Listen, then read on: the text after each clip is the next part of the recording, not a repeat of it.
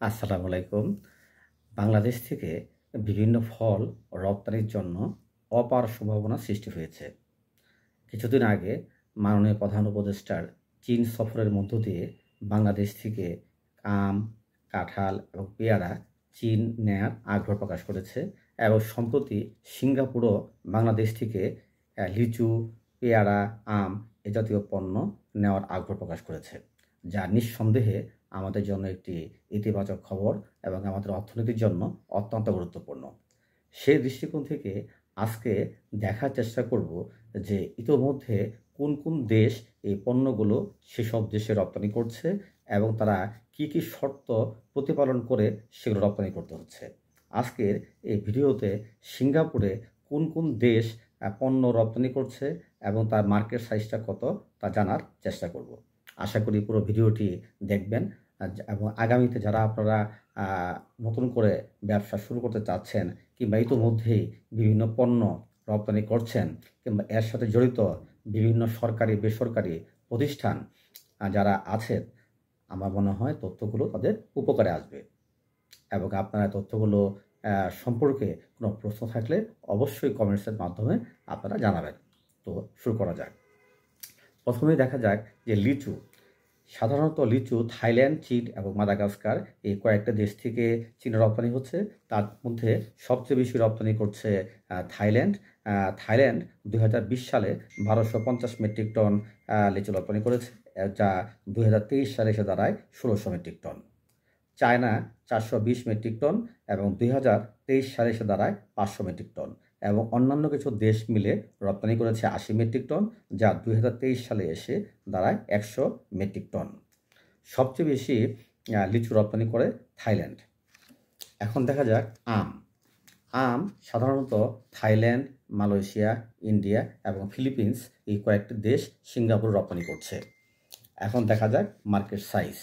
2020 সালে থাইল্যান্ড আম রপ্তানি করেছে 8,200 মেট্রিক টন এবং 2023 সালে যা এসে দাঁড়ায় 10,000 মেট্রিক টন।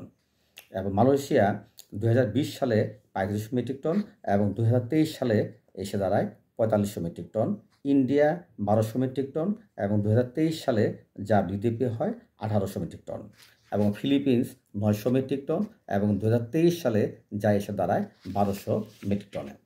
সবচেয়ে বেশি আম রপ্তানি করে থাইল্যান্ড এবং তারপরে মালয়েশিয়া এবং ইন্ডিয়া, তারপরে হচ্ছে ফিলিপিন্স।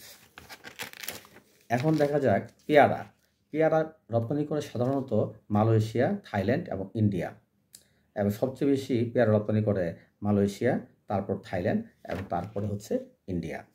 2020 সালে মালয়েশিয়া রপ্তানি করেছে 2100 মেট্রিক টন এবং 2023 সালে যেটা এসে দাঁড়ায় 3500 মেট্রিক টনে। থাইল্যান্ড 2020 সালে 800 মেট্রিক টন এবং 2023 সালে যা এসে দাঁড়ায় 950 মেট্রিক টন। এবং অন্যান্য দেশগুলো একত্রে পেয়ারা রপ্তানি করেছে 2020 সালে 150 মেট্রিক টন এবং 2023 সালে যেটা এসে দাঁড়ায় 220 মেট্রিক টন। এখন দেখা যাক কাঁঠাল। কাঁঠাল থাইল্যান্ড, মালয়েশিয়া এবং ভিয়েতনাম এই তিনটি দেশ ইতোমধ্যেই সিঙ্গাপুর রপ্তানি করছে।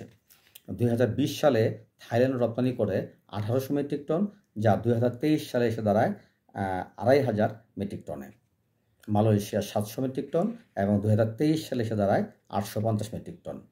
এবং ভিয়েতনাম 2020 সালে পাঠায় 300 মেট্রিক টন এবং 2023 সালে যা এসে দাঁড়ায় 600 মেট্রিক টন। এখানে দেখা যাচ্ছে সবচেয়ে বেশি কাঁঠাল রপ্তানি করছে থাইল্যান্ড, তারপরে মালয়েশিয়া, তারপরে হচ্ছে ভিয়েতনাম। সুতরাং এই পণ্যগুলো আমাদের দেশেও প্রচুর পরিমাণে উৎপাদন হয়। এখন আমরা মার্কেট সাইজটা যদি আমাদের জানা থাকে এবং কোন কোন দেশ রপ্তানি করছে, তারা কি কি শর্ত মেনে রপ্তানি করছে, তাদের যদি এই প্রোটোকলগুলি আমরা জানতে পারি, তাহলে কিন্তু এখন থেকেই আমরা সে প্রস্তুতি গ্রহণ করতে পারি এবং প্রস্তুতি গ্রহণের মাধ্যমে আমরা আমাদের অগ্রযাত্রায় আগে থেকেই আমরা কিছু কাজ হোমওয়ার্ক করে এগিয়ে রাখতে পারি। আজকে এই তথ্যগুলো আমি দিয়েছি, সেটা সোর্স হচ্ছে একটা হচ্ছে আইটিসি ট্রেড ম্যাপ, অর্থাৎ ইন্টারন্যাশনাল ট্রেড সেন্টার, যেটা জয়েন্ট এজেন্সি অফ ইউএন এবং ওয়ার্ল্ড ট্রেড অর্গানাইজেশনের। তাছাড়া কিছু কিছু তথ্য আমি দিয়েছি ইউএন কমপ্লিট থেকে, যা ইউনাইটেড নেশনস ইন্টারন্যাশনাল ট্রেড যে স্ট্যাটিস্টিক্স ডাটাবেস, সেখান থেকে তথ্যগুলো দিয়েছি। সুতরাং এ বিষয়ে আপনাদের যদি কোনো প্রশ্ন কিংবা মতামত থাকে তা অবশ্যই জানাবেন, এবং পরবর্তীতে আমি ভিডিওর মাধ্যমে বলার চেষ্টা করব কি কি শর্তগুলো প্রতিপালন করে এই পণ্যগুলো তারা বিশ্বের বিভিন্ন দেশে রপ্তানি করছে, যা অবশ্যই আমাদের জন্য, আমাদেরও সেই সমস্ত সমস্যাগুলোকে প্রতিকূলতা থেকে ফেস করেই আমাদেরকে আগাতে হবে। তাহলে আমাদের যদি সে জানা থাকে তাহলে প্রস্তুতি নিতে আমাদের অনেক সহায়ক হবে, সহজ হবে। সবাইকে ধন্যবাদ, ভালো থাকবেন। আসসালামু আলাইকুম।